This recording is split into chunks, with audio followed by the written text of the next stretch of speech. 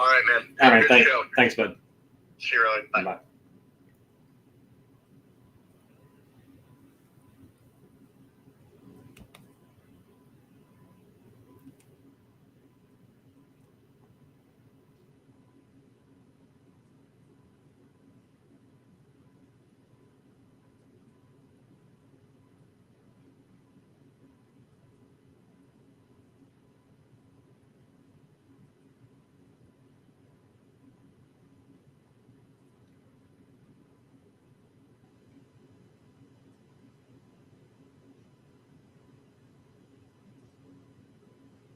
What's going on, Doug? Hey, I appreciate the phone call, the text yesterday, bud. We were driving back from Alabama, and I realized I didn't text you back about midnight last night when we rolled in. But I do appreciate it.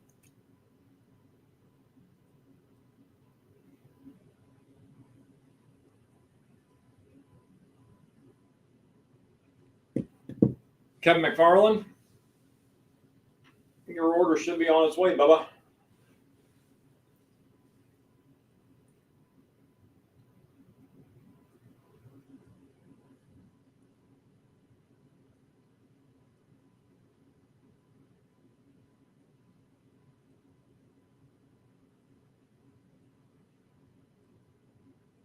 A few people join in on here real quick. Mark Coleman, good to see you, bud.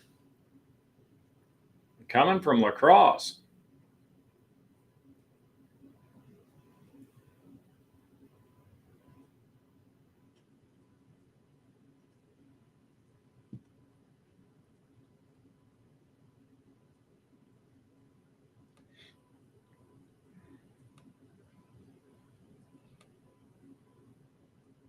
How's everybody doing out there tonight?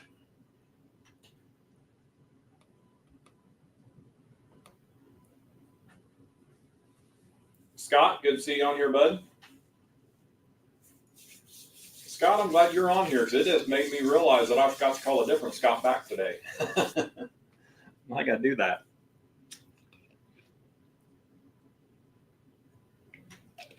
It's been a heck of the last 7 days, so I'm trying to get my bearings straight again here.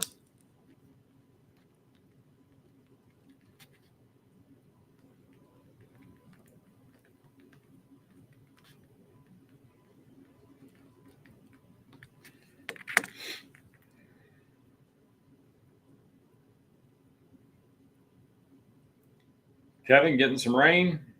Doug, you ready for a season? Heck yeah. Scott, I'm glad you're doing good, bud. I would lie if I would be lying if I told you I'm doing good. I've had a heck of the last 7 days, and actually, I should say about the last 3 days.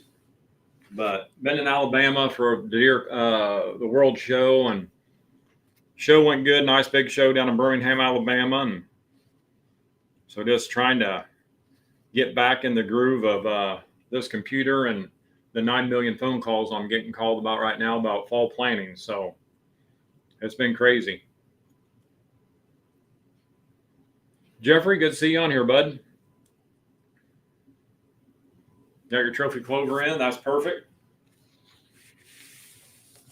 Doug asked if you still plant barricade, but it's getting pretty late.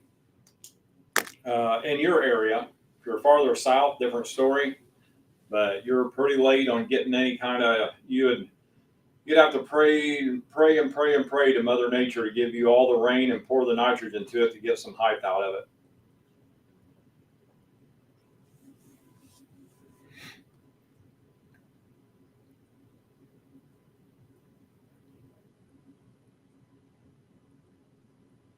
Kevin, we're supposed to be getting some rain tomorrow and maybe a little bit on Thursday, so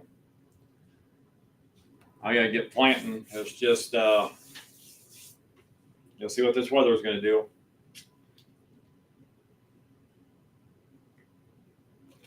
Scott, I stay too busy, bud. But I like it. I love it. Don't get me wrong. It's just a little odd end things that happen in between that kind of slow process down every once in a while.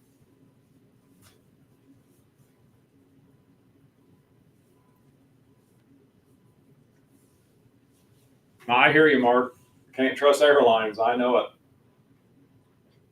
I just pulled that trailer of 5,000 pounds of product all the way to Birmingham, Alabama, and then come back. I've never seen so many beat up roads. I like to know where all our tax money goes, I'll tell you. Because it sure ain't on the roadways.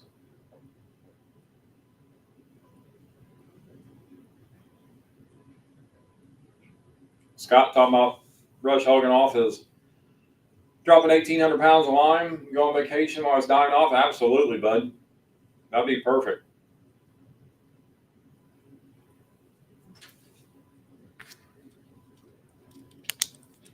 Well, we can start talking about tonight's shows. I'd rather be answering questions for you guys. So you guys have questions, again, ask them. Tonight's a pretty easy one, actually. Early season annuals. You know, there's some things that we can use for early season, other things we can't. Probably one of the biggest mistakes a lot of people do when it comes to annual mixes is planting them way too early. When you look at a variety like Grade 8, Slam Dunk, Honey Hole, Lights Out, Fall, Winter, Spring, them are mixes that you want to steer away from if you're wanting to do an early season planting. And when I mean early season, let's say here in the Midwest, I'm planting the 1st of August to the 15th of August, trying my best to get them in that 2-week window. That's prime time here in Central Illinois. So when I'm doing that, that's the plant. That's the ones.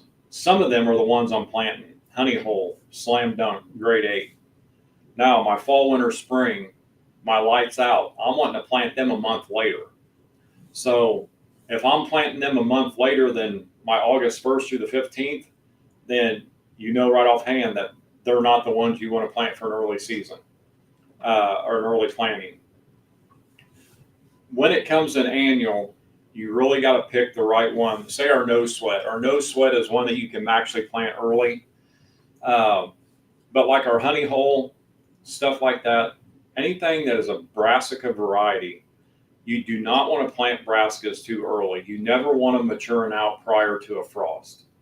So you never want that. When you do that and then plants mature out before the frost, that's when they start getting really stemmy and not as palatable for deer. So you want them in that growing state. I want to plant my annuals here in Illinois. I want to get them in by the 1st of August to the 15th of August, definitely by Labor Day. And Labor Day is getting to the point where it's starting to get iffy if you're wanting the big bulbs, the big tubulars like that are in the Slam Dunk. Labor Day is about my cutoff. If I cannot get them in by then, I'm going strictly with my Lights Out product, our Forage Oak variety. I'm going with our Fall, Winter, Spring. That is going to be our cereal rye and radish mix. But the Grade 8, the Honey Hole, and the Slam Dunk, steer away from planting them early. A lot of people do it, and they talk about how big and beautiful their bulbs are, how big the leaves are, not realizing that they are matured out before that frost. They're getting stemmy, not as palatable like I just said. You want to steer away from planting them too early. With our products, if I was going to plant any of them early for an annual mix, it's going to be the No Sweat. If I'm going to plant a perennial, you can go with the Booner Buffet, the alfalfa variety, Game Changer Clover, which is actually the minimal sunlight, poor pH. And then you can go with our Trophy Clover mix, which is our premium clover variety. You can plant them early, but now you're looking at perennials there. You're not looking at annuals. But annual-wise, the No Sweat would be the one that I would plant early if I had to plant something early and I wouldn't be able to get in there in August to put something down. Mother Nature won't allow it, or you got other things going on, you can't make it. I would get in there and plant the No Sweat. And then if you had time later, say a month later, and you wanted to plant something that's going to give you more tonnage, that's when you can get in there later in the season and plant your Lights Out. You can plant your Fall, Winter, Spring, and it'll do very well. Now, I know we're kind of steering away from the early plantings, but with the Honey Hole, the Slam Dunk, the Grade 8, you can get in there and plant them later. You can get in there and plant them that month later, just like you would the Fall, Winter, Spring, and the Lights Out. But just letting you know, your bulbs won't get as big. You'll still have the big leaf cover. So there's no harm in doing that.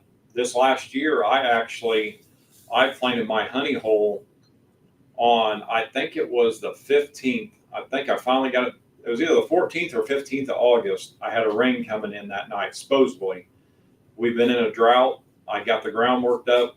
I planted it. We never got 1/10 of an inch of rain until October 1st, or October 3rd. Sorry, October 3rd, 2 days after our season started, 3 days after our season started. And the honey hole came up about that tall before the first frost, little bulbs, but still had a lot of forage there. So even though it started growing, laid there dormant, started growing in October, prior to that first frost, we still got a good 10 to 12 inches of growth. We didn't have 24 inches of growth like I should have had, but I had a good 10 to 12 inches, maybe 14 inches. So I did have some good food there. So don't think you can't plant them later. You're just not going to have the tonnage that you normally would or should if you get them planted at the right time. But the no sweat, that is a very easy one, very easy growing. A lot of people steer away from, well, a lot of people here as a throw and grow mix. Ours is called, minimum till, no till. With the no till mix with the no sweat, there is the goodies in there. People just look at it going, that's just a cheap mix. It ain't gonna do much. You'd be very amazed on the tonnage that you can get out of that mix, especially if you plant it in a sunny, good soil area like you would your premium varieties. You'd be blown away on what you can receive out of that mix. Even though it's designed to grow down in that low pH soil, minimal sun, the more sun you can give it, the better soil you can give it. The tonnage is just stupid good. So don't steer away from something like that if you're worried that you can't get something in at a certain time. That no sweat is a very good product to use.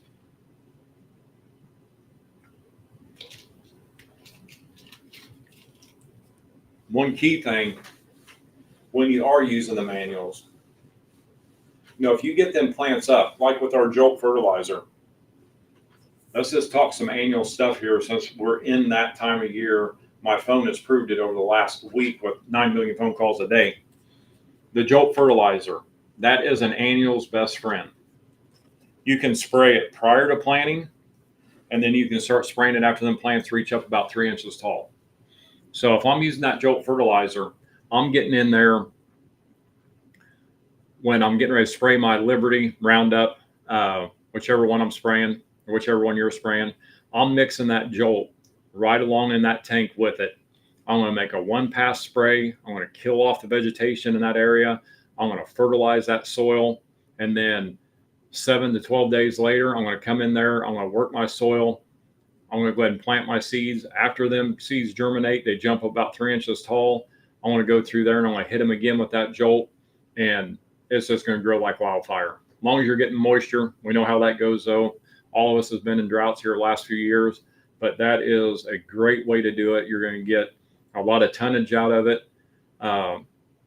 One thing about the Jolt is I don't want to steer people away from, if you don't know your soil and if you haven't taken a soil sample, and I'm not meaning pH because pH is the number one. You need to know your pH of your soil.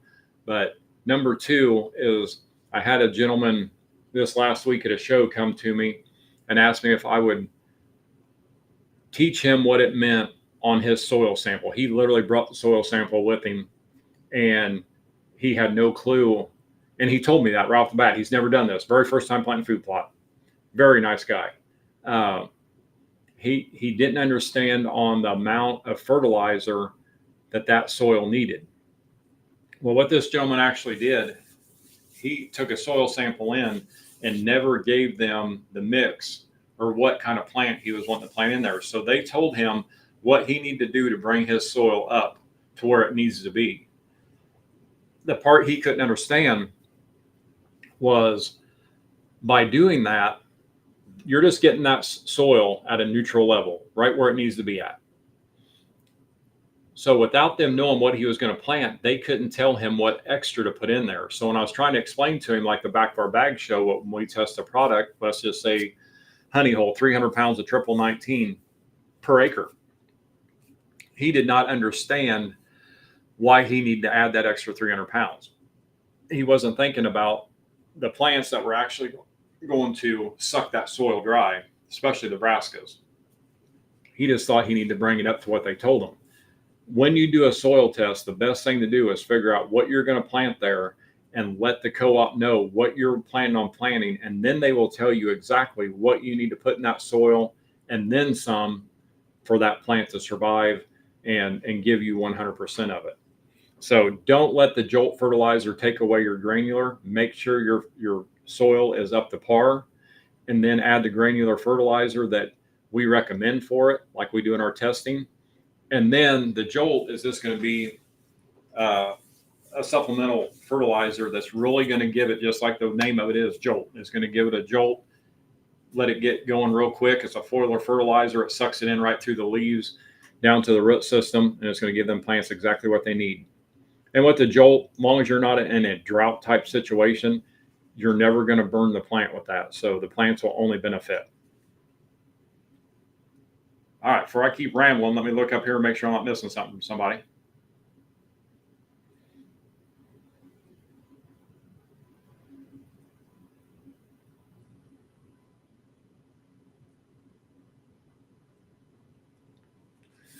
Doug's saying, I know Slam Dunk and Honey Hole are together. Is there any other mixes that are great combined? Oh, Doug, depends on where you're at and what you're doing. You know, my favorite thing in the world is Honey Hole and Slam Dunk mixed. I love that variety because with the Slam Dunk, you're getting early season, mid-season, late season food. So when you go and you add the Honey Hole in, which is a late season food only, you're getting early season, mid-season, and a abundance of late season food. So I really like doing that with them two there. When it comes to mixing any of the others, there's not another one there that I would actually mix two big varieties together. Now I would do something like I was doing in the southern states this week. A lot of people are looking at the Lights Out because they love the Forage Oats. So down there in the south, you want a brassica that is going to be sweet without a frost. When it comes to a brassica that is sweet without a frost, you're looking at collard greens. Collard greens is a variety that is going to be sweet as soon as they start growing. The deer are going to hammer them. It does not have to have the frost. So down the southern states where they're not getting the colder weather, I would say take our 1 pound packages of collard greens. You can mix them in different mixes. Lights Out's a great one for something like that. Now here in central Illinois, you know, we built the southern greens back there for the south, and then we started testing it all around here, up north in Wisconsin, Michigan, Iowa, all over. And we come to find out that deer love the collard greens here just as much as they do down in Texas and Florida. So, I mean, that is a very phenomenal mix. If I was to add anything to that mix there, as in our 1 pound packages, I might add a little extra rape, something like that to it in this northern type area, central to north. It's already got the collard greens for the south, but if you're planting it up here in the Midwest, I'd probably add some a little extra rape to it, maybe a little extra radish to it, something like that. But as in taking a mixture and mixing it with another mixture, there's a lot of room for error right there. And there's still a lot of room for error with the Honey Hole and Slam Dunk. When I mix Honey Hole and Slam Dunk, I always mix my Honey Hole a little heavier than I do my Slam Dunk. So I'm always putting on about a quarter more coverage of Honey Hole than I am Slam Dunk. And I'm always rationing my mixes out. Even if you're adding a 1 pound bag to another mix, if that's a half acre bag and you're only planting a half acre, don't put a half acre coverage of it on there and then also a quarter acre of the 1 pound pack. Don't do that. Ration out a quarter acre of the other before you put the quarter acre of the other one in. You never want to overseed with too much seed. So always ration it out the right way and watch mixing a lot of big plants with small plants. When we built the grade 8, we've always had people always wanting to mix the Lights Out and the fall, winter, spring together. And that's before we revamped the fall, winter, spring and added the radish to it. And then we always mix the honey hole and the slam dunk. So in doing that, we took all 4 of them varieties and made the grade 8. It took us 4 years to literally get that mix where it would grow together, because different size of plants, some would want to starve the others for nutrition, some would want to shade out the others. So we had to get them percentages just right. So when it comes to mixing products, you can actually hurt yourself more than you can help you. So you always want to go light. You never want to go heavy, because you could shade out or overpower another variety that's in that mix.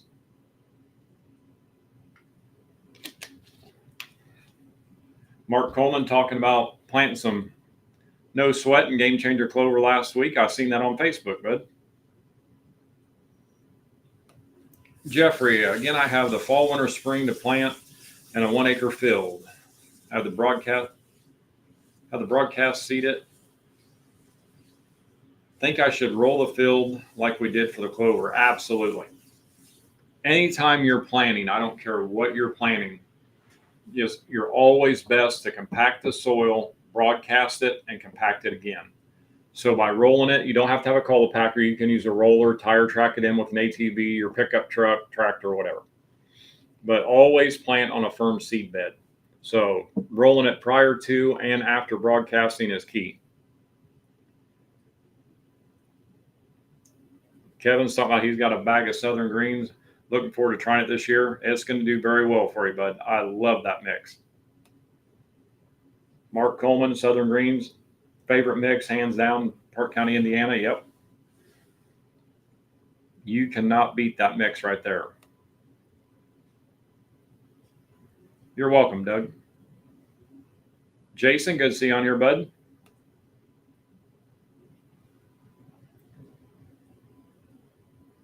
Jason, got your order date? Good deal. Hey, and for anybody that's on there wanting to know, I know Jason needs some shirts. We have been out of the large and extra large and some mediums in a lot of our clothing. We kind of let it kind of get bought out because we switched with another company. We just got word the other day that they are printed and we should be receiving them very soon. So we will have a full alignment back of our short sleeve shirts, our long sleeve type t-shirts, some hoodies, some beanies. The caps are going pretty well right now. We're looking into maybe a new variety of cap, but we are finally going to get our shirt swag back in and get it rolling pretty good again. We're getting a lot of people wanting it. So we decided to jump back on board and just get it coming. So the guys on here that are actually looking for stuff like that, it's going to be coming your way. Robert's on here. Would you recommend honey hole for here in Virginia, where our season is over the first Saturday of January? In the past years, our temperatures during November, December are very warm. We don't really get the cold weather until late January, February. Honey hole, we plant a lot of honey hole on Kip Campbell's farm in Virginia. You get more good out of the greens than you do the bulbs, just because of the climate that you guys lack of sometimes. But if I was you, the Southern Greens would be the way I would go. The Southern Greens would be so much better for you. But the greenery out of the honey hole is going to do very well for you. You're going to have a lot of tonnage of greens there. It'd just be a later in the year feed for them after them plants, because they're going to mature out before that frost. They are going to get a little stemmy if you don't get the cold weather. You will have some greens there for them when they are hungry for it, but the Southern Greens will work so much better for you. Or the slam dunk or fall, winter, spring. Any of them three right there will work very, very well for you. But the Southern Greens would be ideal for what you want to plant where you're at.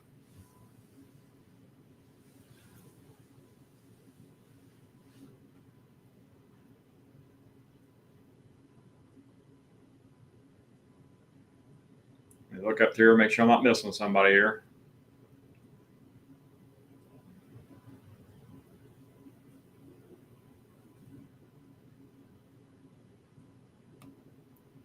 All right, perfect. But no, back to the annuals. Again, guys, it's that time. It's going crazy. I'm trying to get my mind set back around where I'm at right here, because for the last few days I've been in the southern states talking about southern planting. When we're talking about planting in October, going into November, uh, now we're here getting ready to hit August. When here in the Midwest is when we really need to fire it up and get it going, get that soil where it needs to be. We should already have the pH where it needs to be.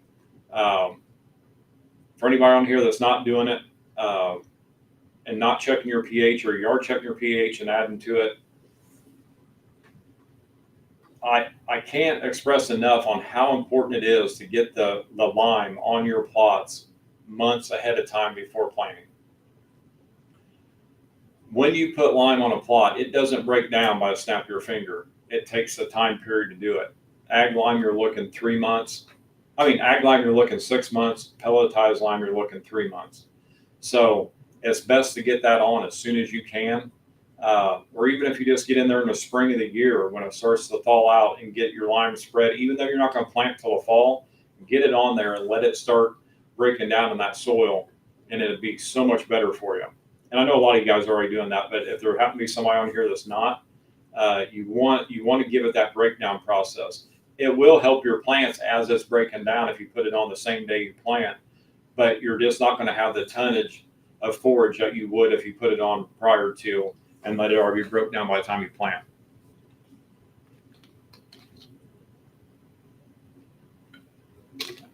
Kevin's asking what would be the minimal plot size for fall, winter, spring. Fall, winter, spring is one of the mixes that I always preach that if you have a plot that is really, really small, it is a very good mix to put in there. And the number one reason why is because of the cereal rye that's in there, the cereal grain. That cereal rye will continue growing as the deer eat it. And it will come back like a perennial, even though it's an annual, it will come back like a perennial the first spring and give you about 30% protein about a month earlier than any other spring green up. So having something in there that is going to continue to grow while the deer eat it, I don't think you can put it in too small of an area. The one thing you just don't want to do is you do not want to overseed it too heavy in a small area. You want to put the recommended rate down just like anywhere else. But that cereal rye will help out so much as in giving them deer the forage they need until it gets the first heavy frost on it to put it dormant.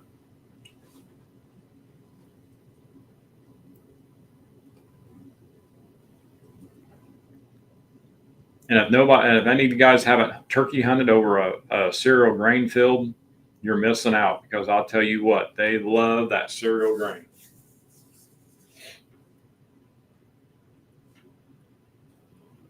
All right, make sure I didn't miss something here before I keep blabbling on.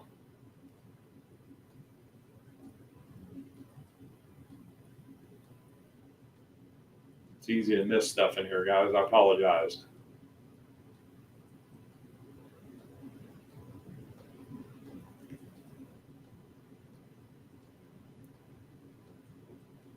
And one question there, Hunter Scott, good to see you on here, bud. One question there is with the no sweat. That's what I asked here. Even though it says it's a no-till, minimum till, like anything else you plant, good seed-to-soil contact is key. Going out into a grass lot, your front yard, backyard, and just trying to broadcast some into it and trying to get it to germinate, you're just wasting money. There's nothing out there that you can throw except grass seed into a grass yard and get germination the way you'd want it. So always make sure, if you are even on a back road, a four-wheeler trail, a logging road, just a backwood little plot, kill the area off, break out all the debris, and then broadcast it right over top of it. And I promise you, it will work very well. But anything you plant needs to have good seed-to-soil contact and no competition. So the competition is where your grasses, your weeds, all that stuff that you try to throw it in on top of. It doesn't have a fight left in it. It just will not do it. So make sure that you get good seed-to-soil contact on anything that you plant, and it will do very well for you.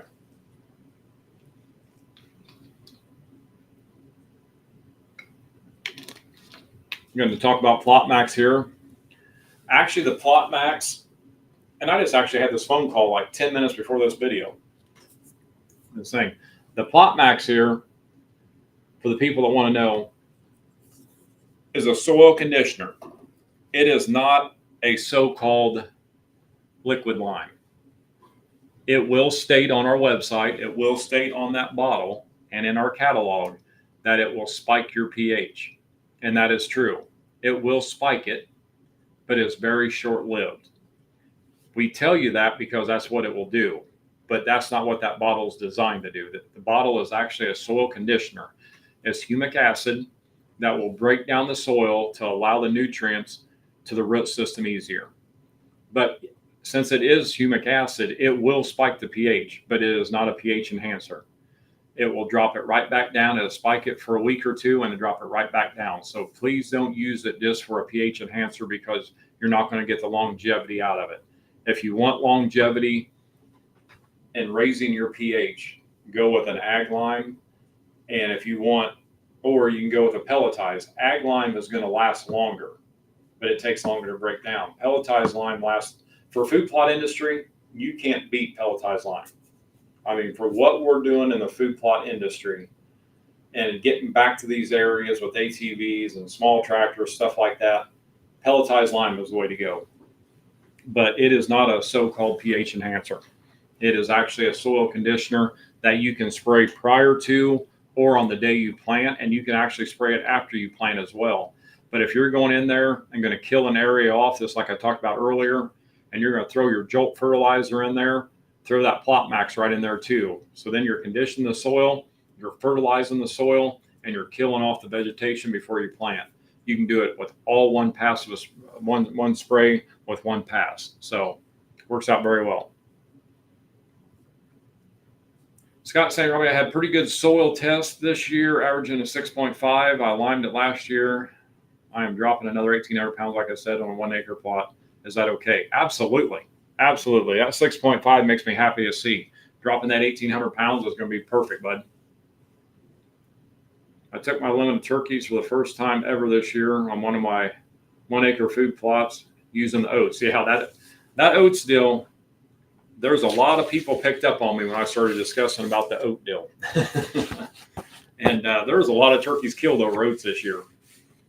So I love it. So anything I find myself doing by trial and error, I hear from other people, I love passing it on because that's anything that can help us hunters outsmart a turkey or a deer, I'm all for it. All right, guys, got some more questions for me? What's everybody planting out there this year? I'll tell you what, I'm planting a whole bunch of southern greens in central Illinois. I am absolutely in love with that mix. And I'm a diehard honey hole slam dunk guy, but I love southern greens.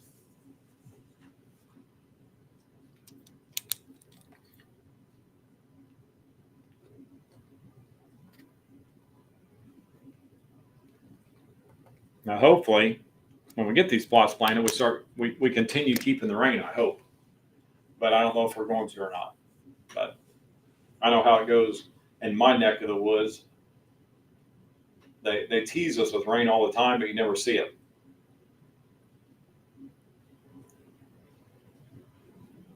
Jason, when is this for the best time for that here in New York? Which one? I can't even remember what I was even talking about, Jason. I'm just rambling on, bud. Best time for what, bud? Southern greens in New York right now. Need to be getting them in the ground. I'd definitely want them in the ground by the next 2 weeks.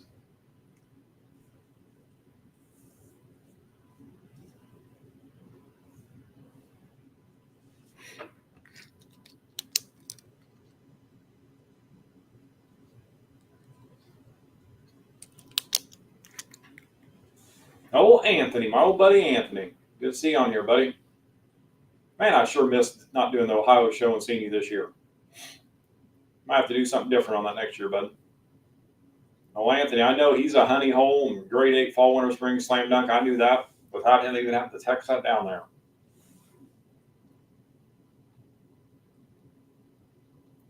Doug, the Southern Greens, the 1st to the 15th of August is prime time to get in before Labor Day.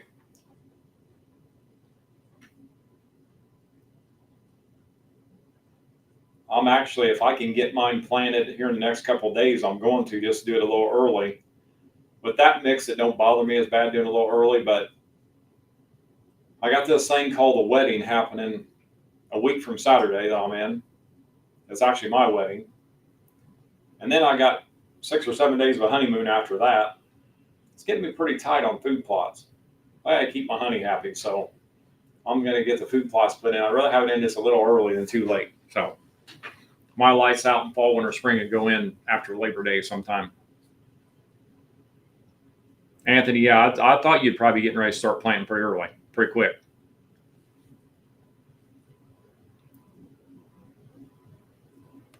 All right, they're rolling through here. Let me see what we got here. Mark, good to see you on here, bud. What do you recommend mixing with honey hole outside of Slam Dunk? If you wanted to mix another big variety with it,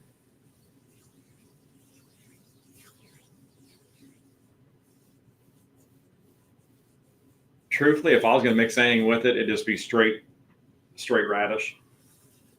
You could mix the fall, winter, spring with it. I'm not a big fan of the cereal rye in with my honey hole. I mean, I love the radishes in with the honey hole. The reason I do the Slam Dunk, especially number one, is the the buckwheat. Number two is the radish. I would definitely mix in the radish with the honey hole. You could do the fall, winter, spring, but I would probably cut it down even more. I would do,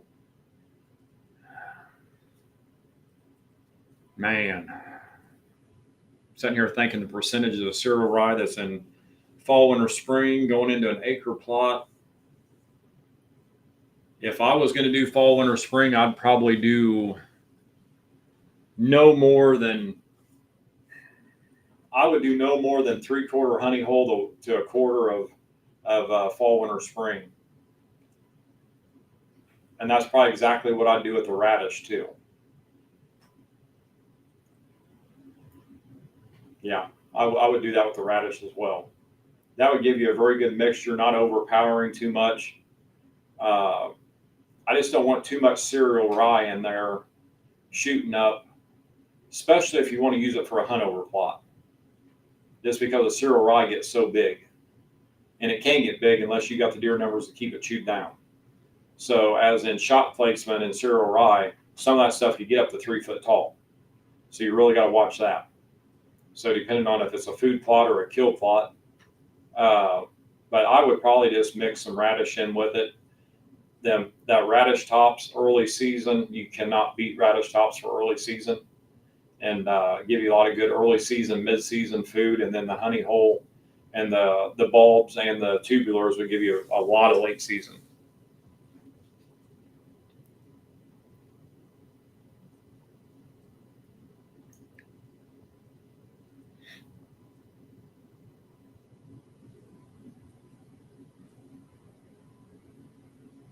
Good deal, Doug. Busting the plots up this weekend. Rob, good to see you on here. Got a logging road, high ground, sandy soil. What would be a seed to plant? Logging road, so you're probably talking a pretty shaded area, I would say, even though it is high ground. If I'm incorrect, just let me know, bud. But if it is shadier, shaded, sandier type soil, I would go either with the No Sweat or the Game Changer Clover. If you have the sunny area there, the Slam Dunk works very well. Radishes love sandier type soil. So, but they need the sun. It needs a good 5 hours or 6 hours of sun a day.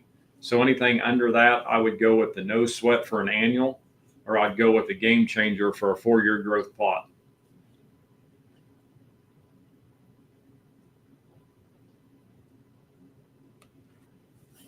Kevin McFarland, if you had to push your planting date till the beginning of September, knowing that I'm in Southern Ohio, what seed would you recommend? Lights Out. Lights Out would be my go-to in a hurry. The fall, winter, spring do very well too. Lights Out is my favorite late planting mix. You cannot beat the forage oats, the turnip tops that are in it. You cannot beat that mix.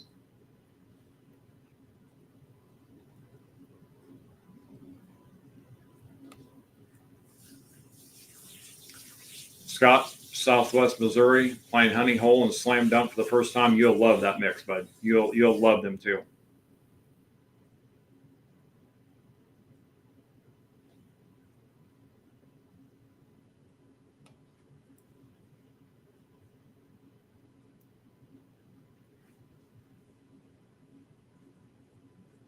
Yeah, Scott, talking about you using winter wheat. The deer and the turkeys just finished it off. Absolutely, them deer and turkey love that stuff.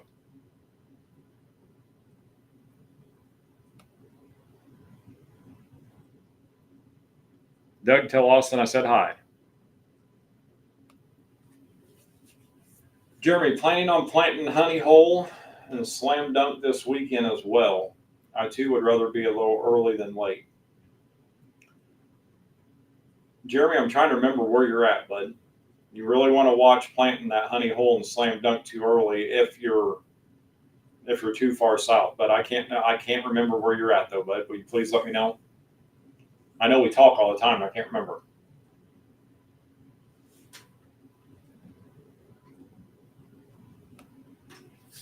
Thanks, Jeremy. I appreciate about that on the wedding. I appreciate it very much. It took me 50 years, but I'm finally getting married, so can't wait.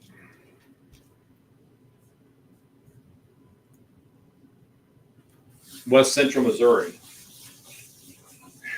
You're a little early, not much, but you're a little early, not too much. You could probably get by with it if it was truthfully me. I wouldn't be planting it until about the 15th of August. But if you don't have that window, or Mother Nature's not going to treat you right on that, I mean, go ahead and do it. But you are getting it just a little early, a couple of weeks early there, bud. About 3 weeks early. You just really want to watch planting them brassicas too early.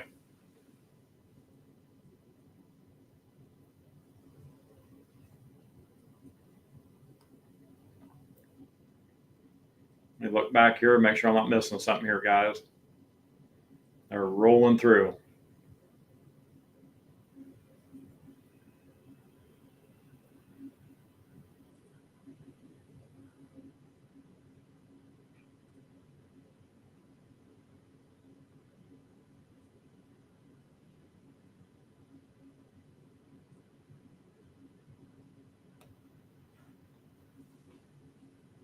Marcus, funny you say that. We are having hot dogs at my wedding. We're having the biggest redneck wedding you ever seen in your life. Hamburgers, hot dogs, and a fish fry. You cannot beat a reception like that. I'm telling you right now. And that's no lie. That's even what the woman wanted. So I'm not the only redneck in this relationship. And there's a pulling tractor involved. Usually the owner of that pulling tractor is usually on here. I don't know if he is tonight or not, but he usually is. So that's how redneck this wedding is going to be.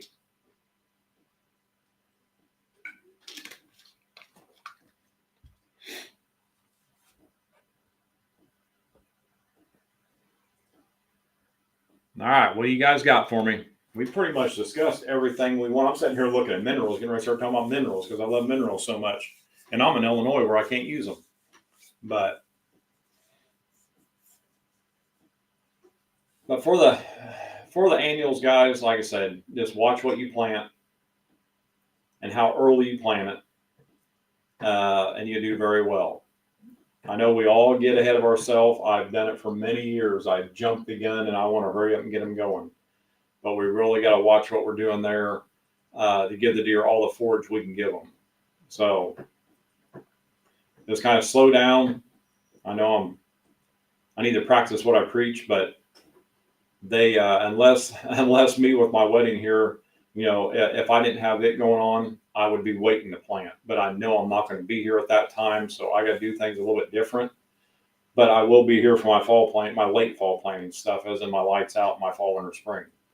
So, but we'll just slow down a little bit, and it'd be so much better.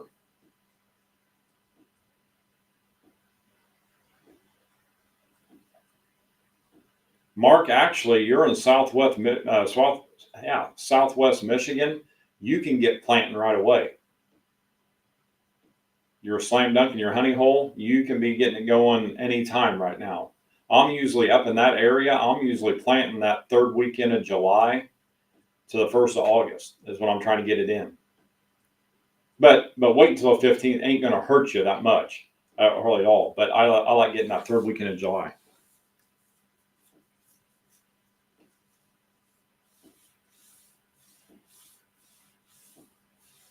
I understand completely, Jeremy. You got stuff going on. The 2X, I understand completely. So yeah, get them in the ground, bud.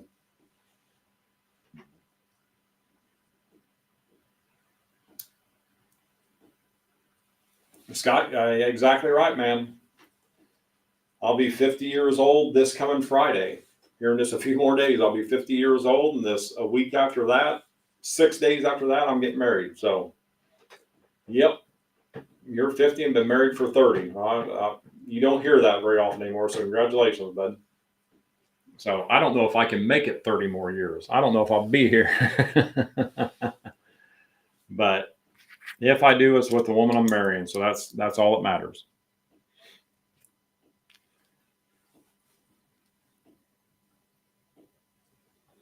What can you plant behind bean crops coming out, or is it too late? No, actually not. Again, the southern greens would be something very easy to plant there. Yeah, you're not going to get everything fully matured out, but you're going to have the winter wheat. You're going to have the forage oats there. That's going to give you a lot of good food, a lot of nutritional food that will jump right up. So you're good there. I would stay away from, just going straight brassica, something like that, because you're not going to have that much growing season. But winter wheat, oats, cereal, rye, them all will be very, very good to use for that.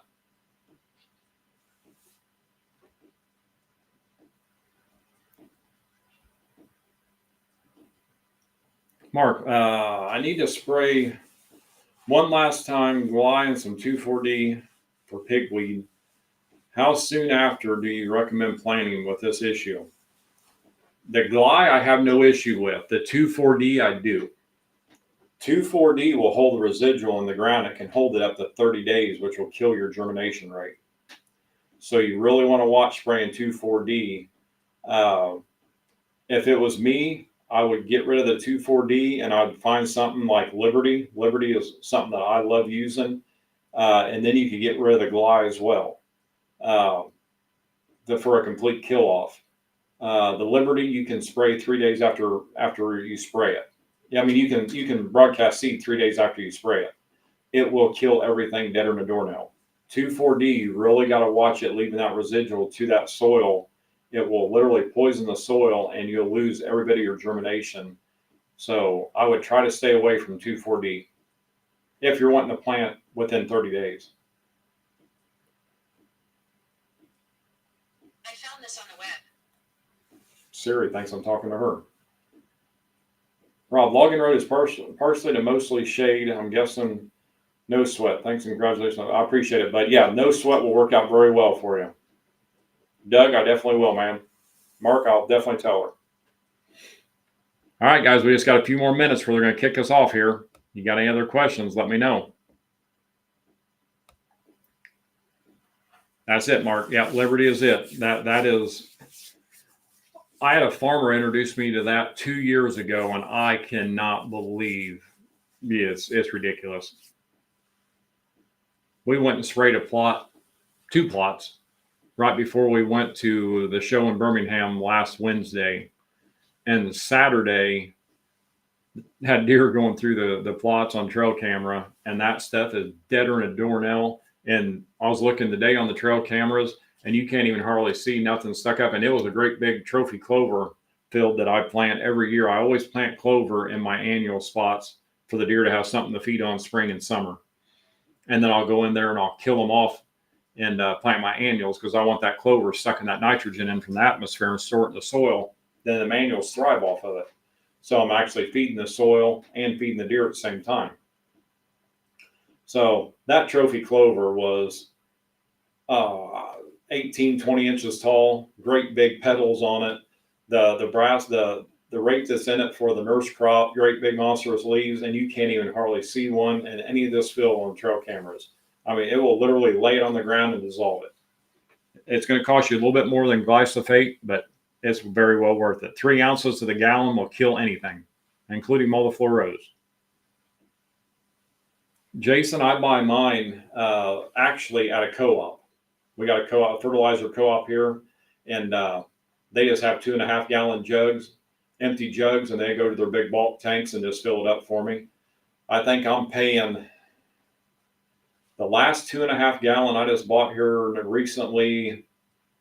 I don't know. It was 70 some bucks for 2.5 gallon. So, which generic glyphosate around here, 41% glyphosate around here is going for almost 80 bucks now. It's ridiculous what they're wanting for it.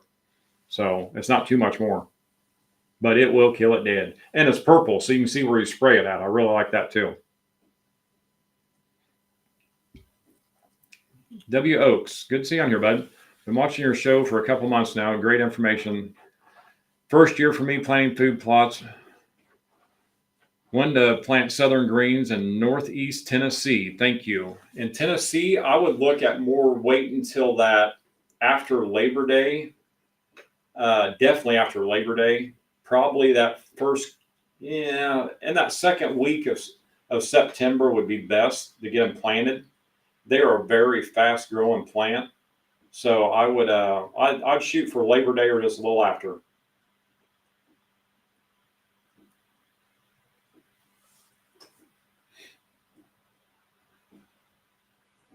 I appreciate it, Scott. Thanks, man.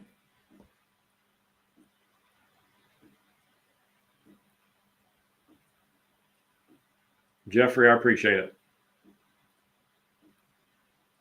All right, we got a couple minutes here, guys. Got anything else for me? We've already pretty much discussed everything we need to discuss here.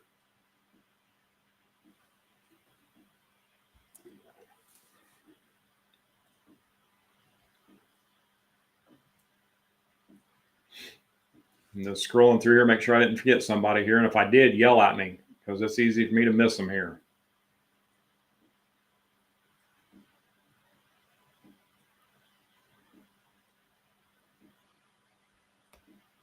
All right, guys, I guess we'll call it a night. We'll be on here in a couple more weeks, get something going. Oh, hold on. I got some stuff here. Red Zone, quick rundown. If you're asking about the Red Zone, Doug, that's a very good variety. That's our soybean and pea blend. It does have a little bit of sunflower mixed in with it. One thing about Red Zone, I will tell you, if you can't plant at least 2 acres of it, don't plant it if you got very many deer. Because just like any soybean field you see, them deer will just go through there after it gets about 2 inches tall and just nip it off. So you can have a couple acres or more. It is awesome to plant. You cannot beat it. Them big winter peas will just vine up on them sunflowers and get 4 to 5 foot tall. A lot of nutritional value there.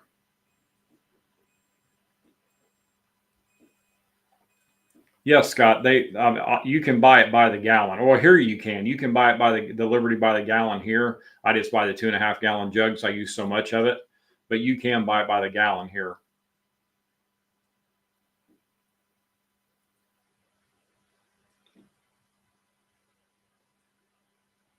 Yes, I will, Mark. Next time you talk to me on here or you see me on here, I'll be a married man. Absolutely. Looking forward to it. Anthony, do you recommend planting clover in the fall? Anthony knows I'm a diehard clover guy. It's my favorite thing in the world. I am a diehard planting my clover in the spring so I can get the most tonnage for the first fall.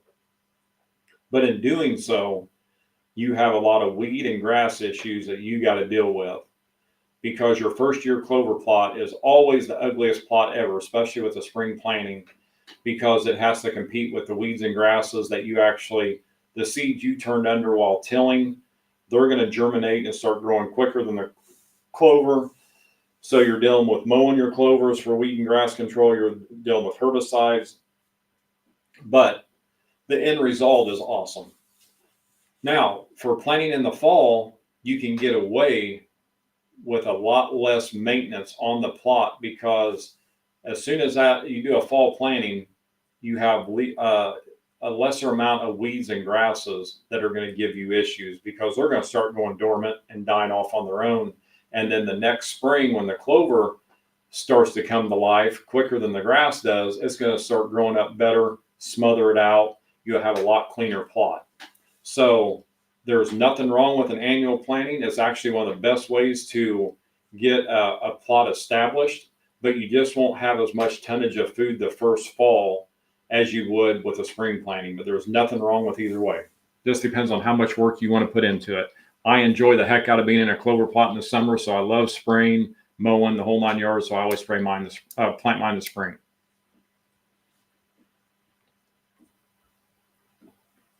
All right, guys, it's that time. We're getting off here. So I'll see you here in a couple of weeks, and we'll just go from there. You guys have a good night and good luck planting. Have any questions, reach out to me any way you can. Take care.